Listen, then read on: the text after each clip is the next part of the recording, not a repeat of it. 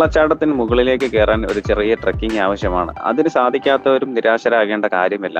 വെള്ളച്ചാട്ടത്തിന് കുറുകെയുള്ള പാലത്തിനടിയിലൂടെ ഒരു ചെറിയ സ്റ്റെയർ ഉണ്ട്. അതുവഴി വെള്ളച്ചാട്ടത്തിലേക്ക് ഇറങ്ങാവുന്നതാണ്. അവിടെ നിന്നും വെള്ളച്ചാട്ടം കാണാനും ഇറങ്ങി ആസ്വദിക്കാനും ഒക്കെ സാധിക്കുന്നതാണ്. അതുവഴി തന്നെ വേണമെങ്കിലും വെള്ളച്ചാട്ടത്തിന്റെ മുകളിലേക്ക് കയറാൻ സാധിക്കുന്നതാണ്. എന്നാൽ വഴുക്കനായ പാറകൾ ഉള്ളത് കൊണ്ട് തന്നെ ആ യാത്ര കുറച്ച് റിസ്കിയാണ്. വെള്ളച്ചാട്ടത്തിന്റെ മുകളിലേക്ക് കയറാൻ കുറച്ച് സേഫായ വഴി എന്ന് പറയുന്നത് പാലം കടന്ന് മുൻപിലേക്ക് പോകുമ്പോൾ വെള്ളച്ചാട്ടത്തിന് ഇടതുവശത്തുള്ള കുന്നുകയറി മുകളിലേക്ക് എത്തിക്കഴിഞ്ഞാൽ വെള്ളച്ചാട്ടത്തിന്റെ മുകളിലേക്ക് എത്താൻ സാധിക്കുന്ന വെള്ളച്ചാട്ടത്തിന് മുകളിലേക്ക് പോകുന്തോറും കാഴ്ചകളുടെ ഭംഗിയും കൂടി വരുന്നതായി കാണാം. ചില ഹോളിവുഡ് സിനിമകളിലൊക്കെ കാണുന്ന പോലെ കൊടും കാടിനുള്ളിൽ ശാന്തസുന്ദരമായ ഒരു അരുവിയും അതിലെ വെള്ളച്ചാട്ടവും അതേ ഒരു ആംബിയൻസ് ആണ് എനിക്ക് ഇവിടെ എത്തിയപ്പോൾ അനുഭവപ്പെട്ടത്. നാട്ടിലധികം കണ്ടിട്ടില്ലാത്തതും അപൂർവങ്ങളുമായ ഒരുപാടിനം സസ്യജന്തുജാലങ്ങളെ നമുക്ക് ഇവിടെ വന്നാൽ കാണാൻ സാധിക്കുന്നതാണ്. ചുറ്റുമുള്ള വലിയ മലകളുടെയും വനഭൂമിയുടെയും വെള്ളച്ചാട്ടത്തിന് കുറുകെയുള്ള പാലത്തിൽ നിന്നുള്ള കാഴ്ചകളും ഒക്കെ കൂടി ഒരു ഭംഗിയുള്ള സ്ഥലമാണിത്. കോന്നിയിൽ നിന്നും അടവി, അവിടെ നിന്നും തേക്ക് തോട്, അവിടെ നിന്നും ആലുവാങ്കുടി ശ്രീ മഹാദേവ ക്ഷേത്രത്തിലേക്ക് പോകുന്ന വഴി ചെറിയൊരു ഡീവിയേഷൻ ഇടത്തേക്ക് തിരിഞ്ഞാണ് ഈ വെള്ളച്ചാട്ടത്തിലേക്ക് പോകുന്നത്.